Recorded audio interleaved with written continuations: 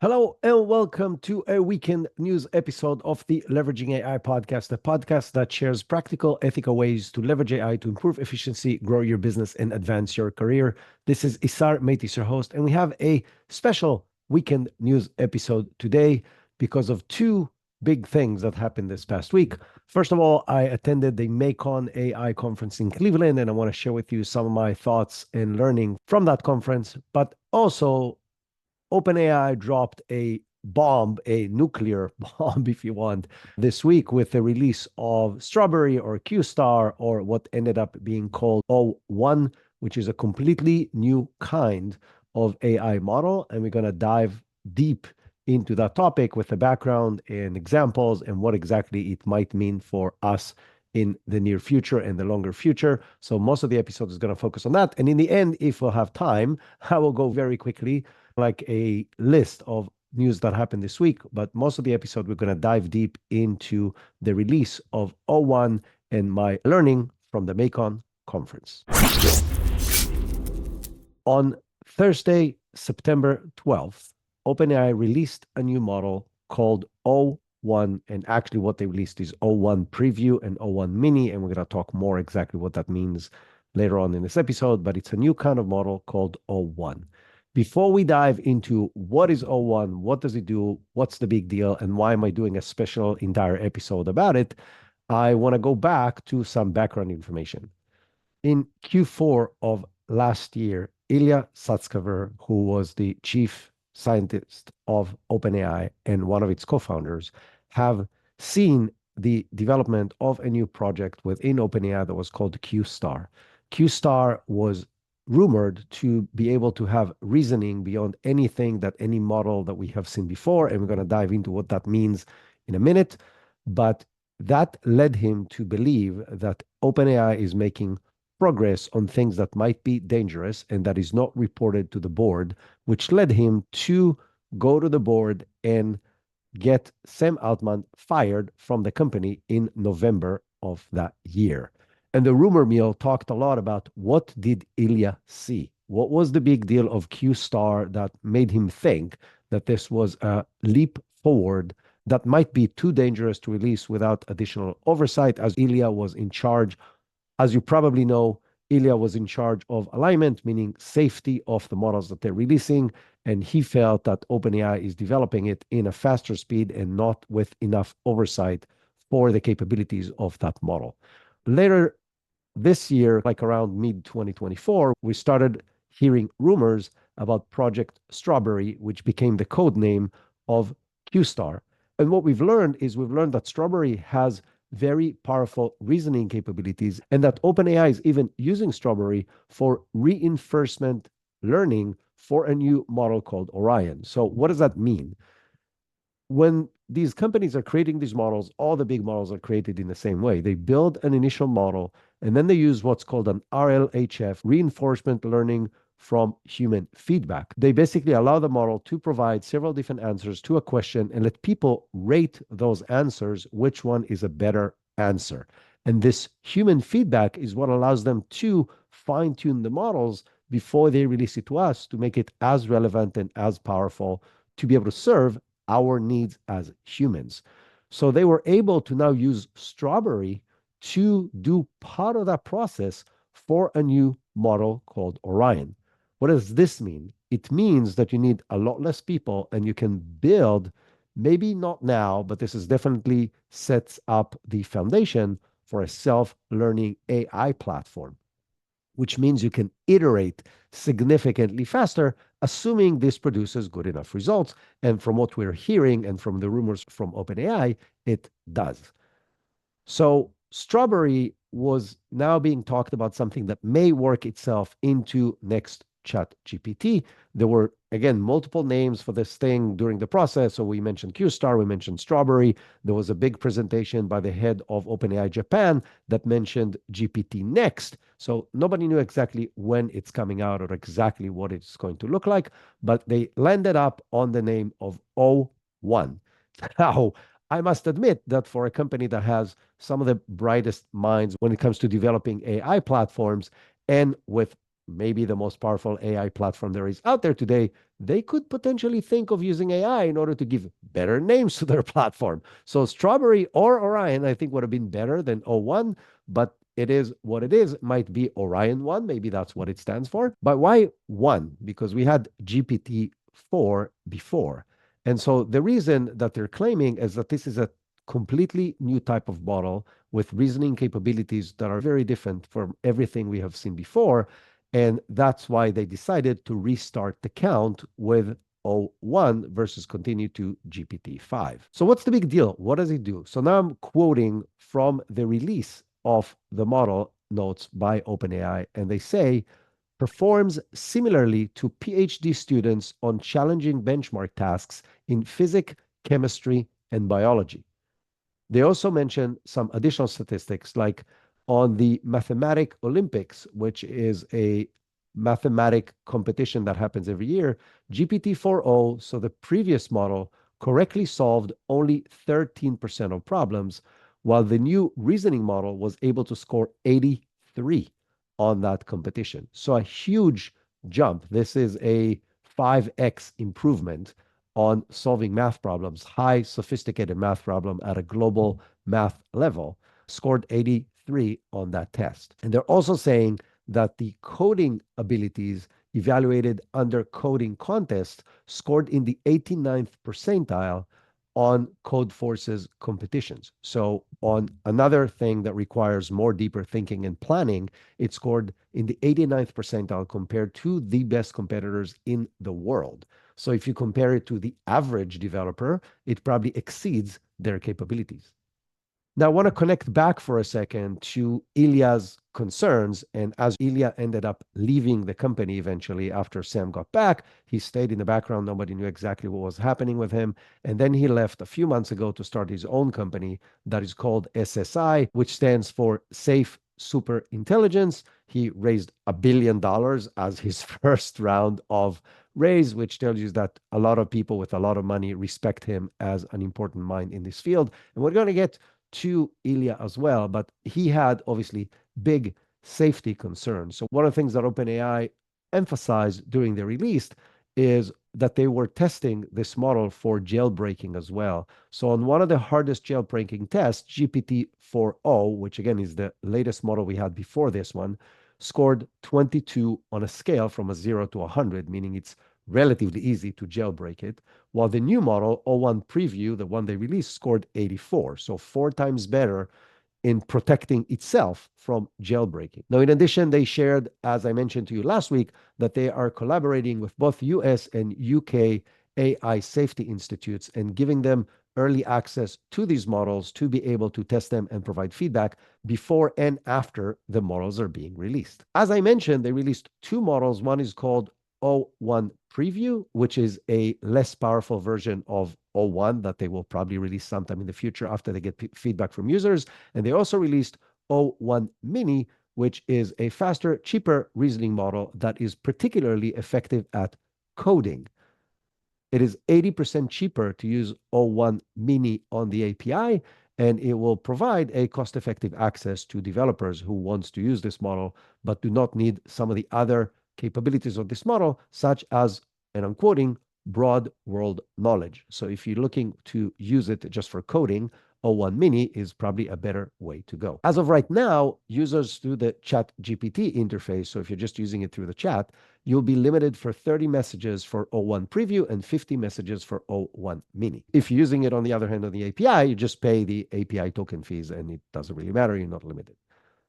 So before we dive into what is this whole reasoning thing, I want to share some things that were said by Noam Brown. So those of you who don't know, Noam Brown moved from Meta to OpenAI in June of 2023 to do exactly this. So what Noam is known for, he was the one that developed the models that were able to beat the top human players in diplomacy and then in Open Unlimited Poker to be the first machines that can reason through very sophisticated, open-ended games and still beat the top humans in the world. So Noam shared a long tweet on X, which is weird to say tweet on X. It should have been either tweet on Twitter or Xing on X. I'm not exactly what's the right term right now, but putting terminology aside, he shared his thoughts on the day of the release on this model. And he shared several very interesting statistics and his thoughts about the whole thing. He shared a bunch of graphs, which I will share with you in words. So math competition, basically competing on the most sophisticated math problems that exist in the Math Olympics. GPT-4o, the previous model, scored 13.4 points. O1 Preview, the one that they released to us right now, scored 56.7, and O1, the full model that is not released yet, scored 83.3. Huge spread on all the different aspects. On code competitions called Code Forces, GPT-4o scored 11 out of 100. O1 Preview, the one we have access to right now, scored 62, so 6 times better. And O1, the full model we still don't have access to, scored 89. That is an incredible score because that means it surpasses the vast majority of developers in the world on complex coding problems. And now, maybe the most amazing statistics is on PhD level science questions. GPT-4o, the model that was released before, scored 56.1. The preview and the full O1 models scored 78 and 78.3. And then human experts, so actual PhDs on these topics, scored 69.7. So these models scored 10% better than the experts on those specific topics. That is, on one hand, amazing and mind-blowing and represents a path for a future where these tools can generate on their own new scientific discoveries. On the other hand, it's very scary because it has a lot of negative implications as well. Now, the other interesting thing that they shared, that this model is not necessarily better than GPT-4o on all tasks. What they shared is a graph that is showing the win rate of the new model, GPT-o1 Preview versus GPT-4o, which is the model that we were using before the release of this. And on personal writing, our GPT-4o, the previous model, is actually winning more times. On editing text, it's exactly 50-50, but then on computer programming, data analysis, and mathematical calculations, GPT-o1 Preview, which is the new model that we just released, is doing significantly better, winning 60% of the time on programming and data analysis and 70+% of the time on mathematical calculations, which if you tried it on the previous models, it was crap. Like, he cannot do math if you give it anything more sophisticated than 1 + 1. The other thing he shared that is very interesting is a direct correlation between the model's time of thinking to the accuracy of the results. So the biggest difference, if you're going to start using this model, that you're going to see is when you finish typing your prompt, it doesn't start answering. It literally says thinking, and then it thinks about the problem for a while, and only then it summarizes stuff in its head and it shares the results with you. And the graph that they were showing is that there is the time that it took to compute on the x-axis and the accuracy of the results on the y-axis. And it starts with a very short amount of time, being correct 20%, and it goes all the way up to 80% accuracy when you give it more time to think. So the ability to give the model time to think and teaching it the process on how to think, which I'm going to explain in a minute, is the biggest difference between this model and the previous model. So what does it mean, time to think, and why the hell does it need time to think, and how is that different than all the GPT models and actually all the large language models we had before? All the large language models were trained on a huge amount of data. Basically, every digital piece of data that these companies could get their hands on, whether legally or illegally. I'm not going to dive into this right now, but a huge amount of data. And what they know how to do is to pull the right data and summarize it as a coherent answer based on the prompt that we give it. So it doesn't need to think, it needs to summarize existing information. Why is that? It's because it was always given the answers, right? We give it a huge amounts of answers to a lot of questions, and then you ask it a question, it looks for an answer across all the data that it has, and it provides the outcome. It does not know how to work the steps through the process in order to get there. And this is exactly the difference to this new model called O1, with its ability to think, reason, and correct itself through the process. So it can actually work step by step like humans do, evaluating every step, whether that step takes it into the right direction. It can go back and refix and try something else, just like we solve problems. So why does it matter? It matters because so far, when we use these models, we were the reasoning engine. And I teach that in my courses and I work with that on my clients. If you want an LLM, all of them until a couple of days ago, you had to be the step-by-step process on your own, meaning you had to tell it, let's focus on this first, and this would be step one, and I'll take the outcome of this, and let's do step two, and let's reevaluate step two because it wasn't great, and go back and do it again, and try to fix this, and focus on that, and don't do this, and then go to step three and four, and so on, and you can get amazing results way faster than you could have done on your own. So the capability of these models is still great, but you had to walk them through a step-by-step process. You want a tangible example? Let's say you want to write a proposal. If you just ask it to write a proposal, you will get a proposal of 1 page. But if you focus with it step by step on, let's evaluate this first step of the proposal and focus on just this initial problem, you will get a page and a half on just that problem. And then you go to step two and write that component and this component, and you're going to end up with a proposal of 20 pages that's going to be very detailed and a lot better than just trying to do it all in one step, because you are forcing it to work the step-by-step process and to fix the different steps. So now I want to give you a couple of examples that people already did and shared about how this new model, O1 Preview, is solving problems differently than existing previous models. Ethan Mollick, which if you don't know, you should. He is one of the most amazing thinkers about AI right now. He's a professor and he shares lots and lots of content across every platform that you can think of on AI and giving feedback and his thoughts about it. I follow him on LinkedIn, as well as I regularly read his amazing newsletter. And his recent newsletter is called Something New on OpenAI's Strawberry and Reasoning. And now I'm quoting one segment out of it, and I will quote a few others. But this is from Ethan Mollick's newsletter. So Ethan Mollick is saying the following: lets the AI think through a problem before solving it. This lets it address a very hard problem that require planning and iteration, like novel math or science questions. In fact, it can now beat human PhD experts in solving extremely hard physics problems.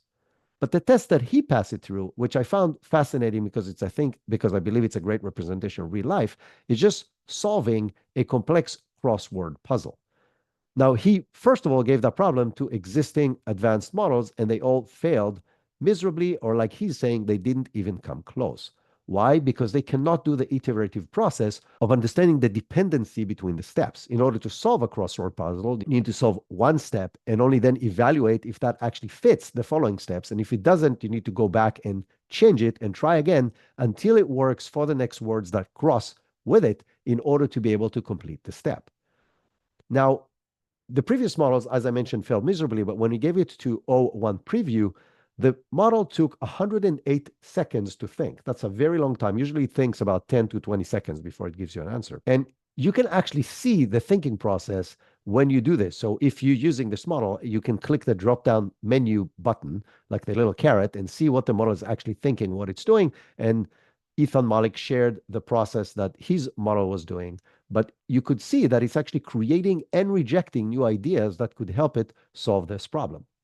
Now, in the beginning, it failed because one of the definitions was very hard, and he actually took it too literally and was not able to solve it. But when Ethan gave it the answer to that first definition, the model was able to solve the rest of the puzzle on its own. And then in the summary of this, Ethan Mollick said something that I find profound. He said, AI does so much thinking and heavy lifting, churning out complete results that my role as a human partner feels diminished. So I want to go back to why this is a big deal. It's a big deal because Ethan is probably one of the most knowledgeable people on AI progress and capabilities in the world today. And if he feels that our role as humans in the process working with AIs is being diminished, not eliminated yet, but diminished, it's a very big deal. It means these models can really reason at a very high level, achieving amazing results in stuff that wasn't possible before. I want to give you another example. Last month at the 2024 Association of Computational Linguistics Conference, the keynote speaker, which I know just as RAO2Z from Twitter, that's his handle, was titled, Can LLMs Reason and Plan? And in it, he showed problems that tripped up all of the existing large language models. But when it was given to O1 Preview 2 days ago, it solved it on the first attempt. So a problem that was built to trip large language models, this new model handled with no problem without any assistant. You want another example, a very simplistic but very interesting example? I do my AI Friday Hangouts every single Friday at 1 p.m. Eastern. By the way, it's open to the public if you want to join us. It's just a bunch of people who come in and geek about AI and current progress and things we learn and solutions and tools and so on. And it's a lot of fun. One of our regular participants is Sean Bailey, and he shared his experiment with O1. So something that he likes to show them some of the limitations of the previous models are, he asks the models to tell him how many R's are in the word strawberry, which is obviously a cool pun about the whole strawberry model. And these models cannot do that. Even if you work them step by step and say, okay, let's break it into syllables. How many are in the first syllable, second syllable, third syllable? And it can do that once you break it into syllables. And then you ask it, okay, so how many R's are in the word strawberry? And it will get it wrong most of the time. O1 solves this every single time correctly. So again, this could be very simplistic, but it shows you the ability of this model to analyze, understand more complex problems, and solve them across things that the previous models were not able to do. Why is that important, and where does that put us on the bigger picture? A few months ago, a person from OpenAI leaked a document that was OpenAI's roadmap to AGI that has 5 steps. Level 1 is called chatbots, AI with natural conversation language abilities. That's what we had until Thursday. Level 2 is reasoners, AIs with human levels of problem solving across a broad range of topics. That is the step we jumped into that, again, we did not have before. Level 3 is agents, each AI systems that can take actions independently from human instructions. Basically, they can act on their own and take action on our behalf without our need to give them exact and specific instructions. Level 4 is innovators, AI that can aid in the innovation of new ideas and contribute to human knowledge and make new scientific discoveries on its own. And level 5 is organizations, AI that is capable of doing all of the work of an organization independently. That could be a committee, that could be a company, that could be potentially governments. So these are the levels that they have defined on the road ahead.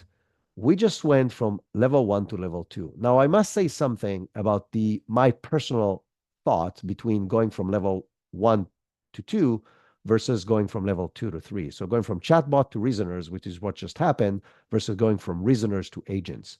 I have a feeling that from a technological perspective, going from 1 to 2 is a huge step forward. Going from 2 to 3, from a technological perspective, should not be a big deal, because once they can reason, giving them the ability to take action is actually relatively simple. There's several companies that are already doing that across multiple very specific use cases.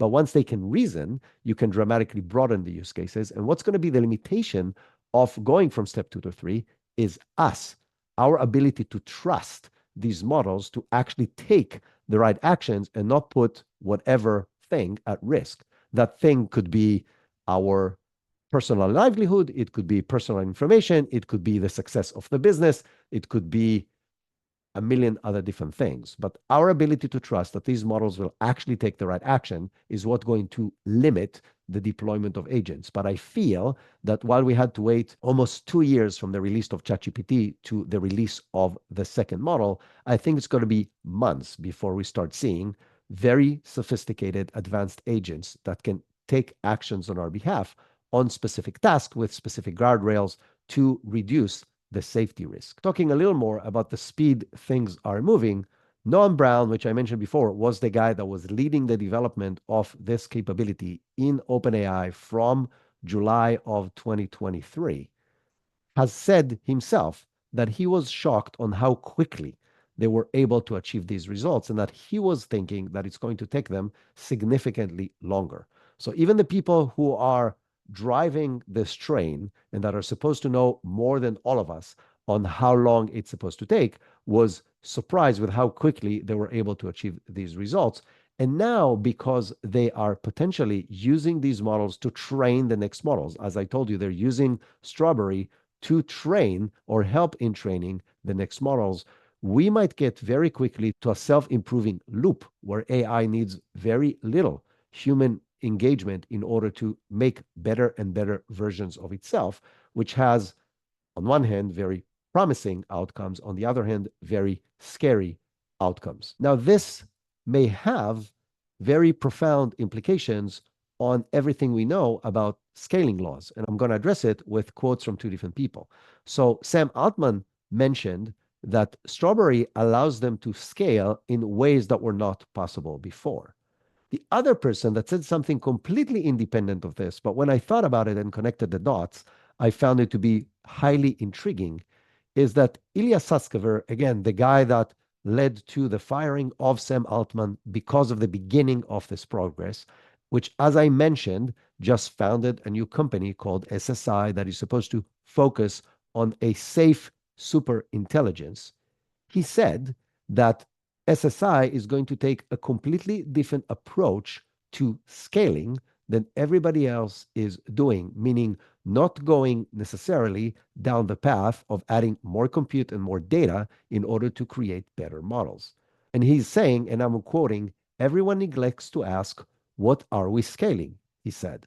Some people can work really long hours and they'll just go down the same path faster. It's not so much our style. But if you do something different, then it becomes possible for you to do something special. Meaning, Ilya has a way to scale the models in a different way with a different approach, not by throwing more hours, more compute, and more data into them. Is that aligned with what he learned in his early steps in that process?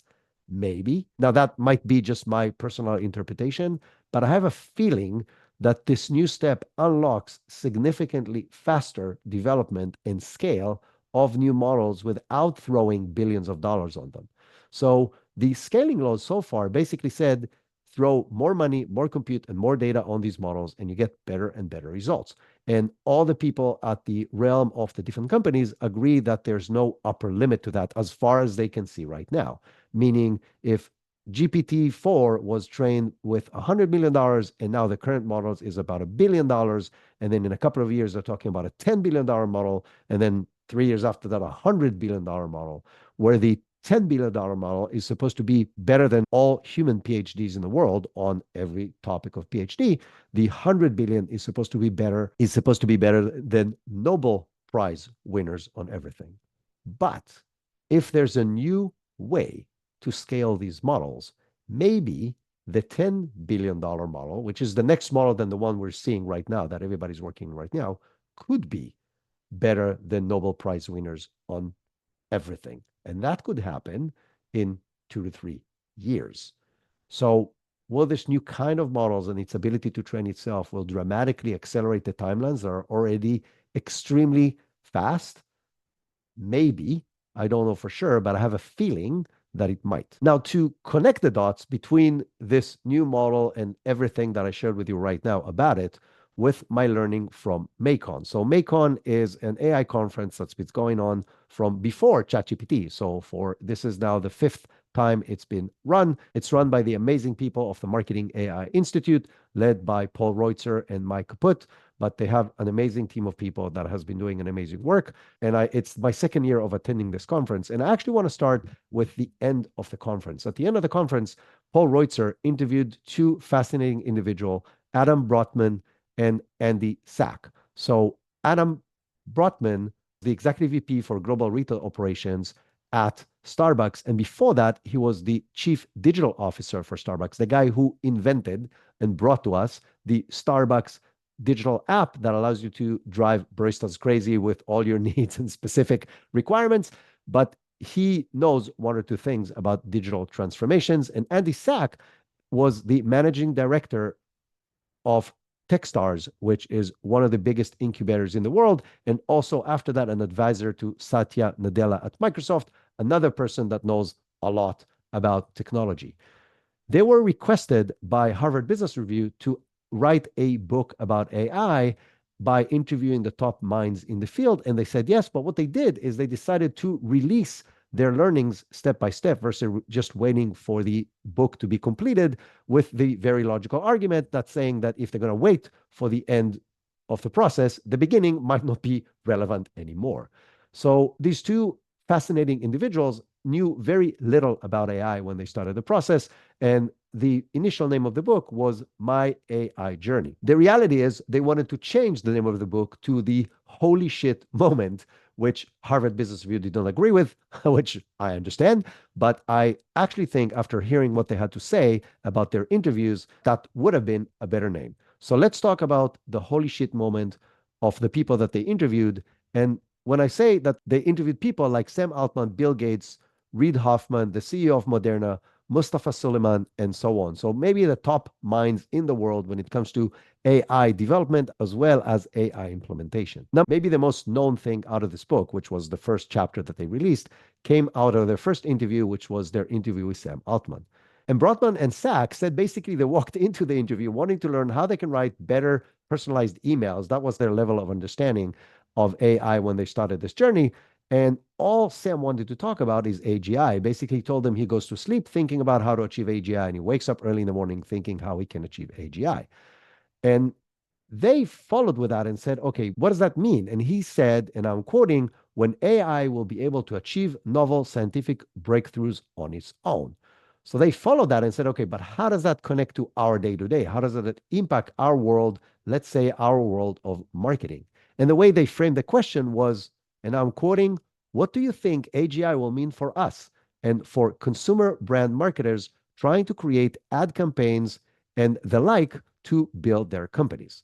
And Sam replied the following: oh, for that, it will mean that 95% of what marketers use, agencies, strategists, and creative professionals for today will easily, nearly instantly, and at almost no cost be handled by the AI, and the AI will likely be able to test the creative against real or synthetic customer focus groups for predicting results and optimizing. Again, all free, instant, and nearly perfect images, videos, campaign ideas, no problem. That is maybe one of the most profound quotes about what AGI means I ever heard, and potentially anybody ever heard. Now, they obviously went ahead and asked you, okay, so when is this thing coming? And the response was 5 years, give or take, maybe slightly longer. But that was almost a year ago. In this year, they were developing Strawberry, and now they're using Strawberry to train Orion. And that's why the guy that's developing Strawberry, Noam Brown, as I mentioned before, mentioned that they were able to develop it much faster than he thought it is going to take. Now, you may not be a marketer, so you may think to yourself, oh, this is just for marketing. It's obvious marketers are doing this quicker and it's just creating content and so forth. But remember, the question was about marketing.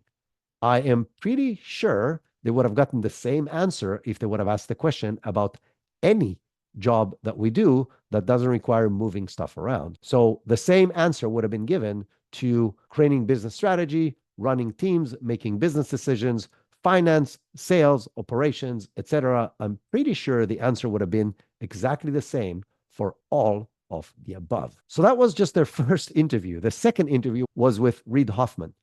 And Reid Hoffman, those of you who don't know, is one of the most successful serial entrepreneur from Silicon Valley. He was involved in some very big startups. He's also one of the original co-founders of OpenAI and the co-founder of LinkedIn and a lot of other ventures. And he's been involved with AI for many years.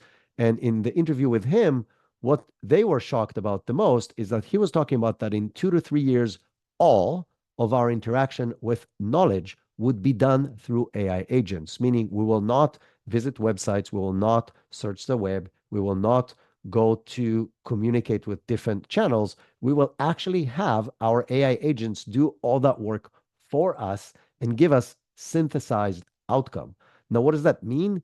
it means that the world we know today is going to be very different. Even on simple things, if you have a company website, if in 2 to 3 years no human is going to go to that website, you probably need to rebuild the website. It needs to be structured, not in a way that will satisfy humans, but in a way that will make it the easiest way for agents to get the relevant data from it. That's just one example, but there are many other profound aspects to what I just said. The third person they interviewed was Bill Gates, and Bill Gates shared two very interesting aspects with them, going back to the holy shit moment. And so Bill Gates shared with them that the thing that was his first holy shit moment in his career was the Xerox Alto computer, which was more or less, if you want, the godfather machine of the PCs. And he's saying seeing the Alto computer is what planted the seed in his head that PCs will take over the world, that led him to start DOS and then Microsoft and then making it the one of the most successful companies in history. So that first moment in his career that created Microsoft and more or less everything we know around us today started with that moment. He's claiming the moment that he saw ChatGPT was bigger and more significant than his Alto computer moment.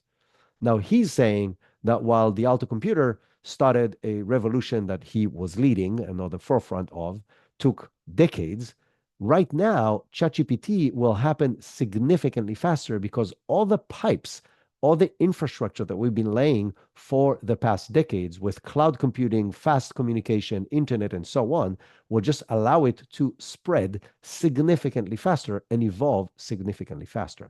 The other interesting point is that he said that while this was cool, he was not completely impressed with the capabilities. And he basically said, I will be impressed when it passes a biology AP exam while really understanding the material. And then ChatGPT 4 came out and he was able to do it with no problem. So again, one of the most advanced minds in understanding technology in our world was shocked when the ability to solve an AP exam happened within almost immediately after he made that statement, when he was thinking it's going to take 3 to 5 years. As I mentioned, they also interviewed people like Mustafa Suleyman, who is the one of the co-founders of DeepMind, and he's also the founder who then left DeepMind and founded Inflection. And now his team and him was brought into Microsoft and is currently running consumer AI at Microsoft. Again, one of the top AI minds in the world. He shares similar things of how much he was shocked when this tool came out. And they also interviewed the CEO of Moderna and even Ethan Malik that we mentioned earlier. The interesting thing, and if you want the silver lining with all of those people, is they all had their holy shit moment when they saw ChatGPT and what it can do. The other thing that is very interesting and very scary at the same time is that none of them really understands how exactly these models work or why they work. They don't exactly understand how or why they behave the way they behave. And most importantly, they do not know, and they share that very clearly in the interviews, what will the impact of this will be on individuals, businesses, the economy, the society, and so on. So what does that teach us? It teaches us that this entire industry is moving very fast, led by a huge amount of investment by some of the smartest people on the planet. And while they're making these amazing new discoveries and capabilities, they do not know where this is taking us as a society, which to me is really scary. That being said, it's not going to stop. If anything, as I mentioned before, it's going to continue accelerating. So what can we do? The only thing we can do is to stay as educated as possible, learn as much as we can, sound our voices as loud as possible, and try to help navigate this so we can enjoy the benefits of this as much as possible. As I mentioned, new novel scientific discoveries, stopping and reversing global warming, stopping terminal diseases, and so on. There's multiple ways where this could be very helpful. The flip side is this could lead to some catastrophic outcomes that maybe nobody can anticipate. So I'm somewhat excited about the new collaboration between companies and collaborations between companies and governments to put some additional guardrails on these developments. In addition to all of this, the MACON conference obviously shared multiple people's experience with AI, which showed amazing, incredible use cases of how they're using AI today across multiple aspects of the business, from data analysis to strategy, through data analysis, business strategy, ideation, and yes, also content creation, combined with some amazing automation capabilities, and also shared thought processes around legal aspects of this and ethical aspects of this. So great conference overall, and I highly recommend you attend it next year. And now, as I mentioned, a very quick recap of the news.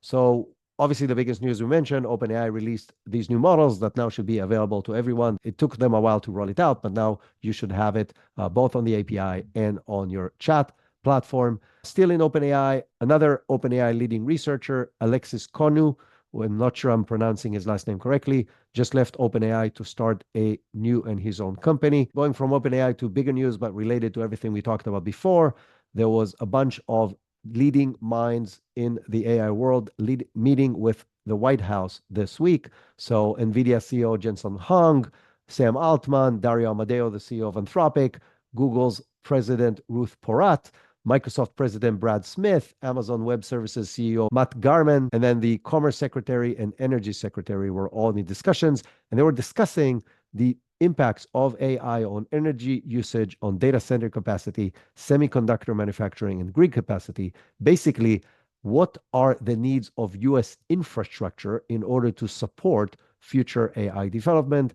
I'm very excited to hear that these things are happening, because it will potentially allow, again, collaboration between all these different individuals as well as the government, in order to, on one hand, make sure that we stay ahead of some adversaries with AI development, while hopefully keeping it as safe as possible. On the topic of safety and regulation, we spoke several times before about SB 1047, the new regulation that has passed Senate in California, but has not signed into law by the governor. So multiple employees of leading AI companies, over 100 people from Google and Anthropic and DeepMind and Meta and OpenAI, has signed a letter calling the governor to actually sign this into a bill, saying that it's required that there will be government oversight into the ways that these models are being developed and deployed. Since I mentioned Google several times, Google unveiled Data Gamma, which is a new variation of their Gamma open source models. And it's the world's first open source model that is built to address hallucinations. The way they're doing it is they're grounding the large language models results in real world statistical data from Google's Data Commons.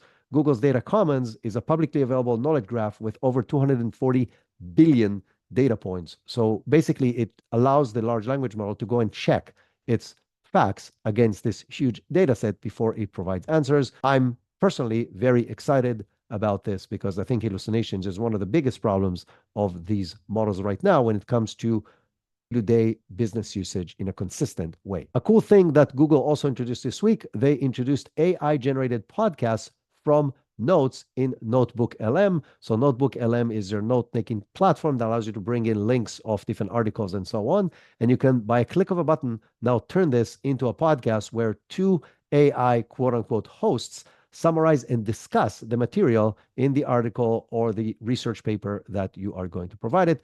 Very, very cool. I didn't test it out myself, but I saw several different examples online, and I was shocked as a podcaster how good it is. Another really interesting big piece of news this week comes from Mistral. So we talked about Mistral several times before. They are a large French company that is developing and releasing open source AI models, and they just released Pixtral 12B, which is the first open source model that is multimodal, meaning it knows how to process both text and images. So a big step forward for the open source world, the first, but I'm sure not the last. There were many other pieces of news this week that were very interesting, which you can find in our newsletter. So if you want to learn more, just sign up for that. There's going to be a link for that in the show notes, so you can just open it. And if you're already opening your screen in order to look at the show notes and find the link, I would really appreciate it if you give us a review. If you're either on Apple Podcast or Spotify, that helps other people find the podcast and helps us spread AI literacy for additional people, which, as I mentioned before, is the only thing we can do right now to be better prepared for the future ahead. And also, while you're there, click the share button and share it with a few people that you think can benefit from this podcast. I would really Appreciate it. I will share one more thing from the conference. It was really fun to meet many listeners. So I obviously know very few people that listen to the podcast out of the tens of thousands that listen to it. And it was really fun for me to meet you in person, for all of you who came and said hello and say, hey, we're listening to your podcast. We love your show and so on. That was really heartwarming. As a podcaster, it's a very lonely thing, right? I'm sitting here in a studio recording in front of a microphone and a bunch of lights, but I don't know the people who listen. And so I really appreciate the people who came back to me and said hello and said that they like the podcast. That puts a lot of fuel in my systems to continue doing what I'm doing for you. And same thing with the people who write to me on LinkedIn. I really appreciate that as well. We'll be back on Tuesday with another how-to episode with another expert. And this coming Thursday, we'll be out with another fascinating live episode, this time talking about how to use Gemini in your day-to-day work if you are in the Google universe. And on Friday, as always, Friday AI Hangouts that is open to the public, that you can join us and jump in the conversation with a lot of people who are figuring out the path along the process of AI and business. That's it. Have an amazing rest of your weekend.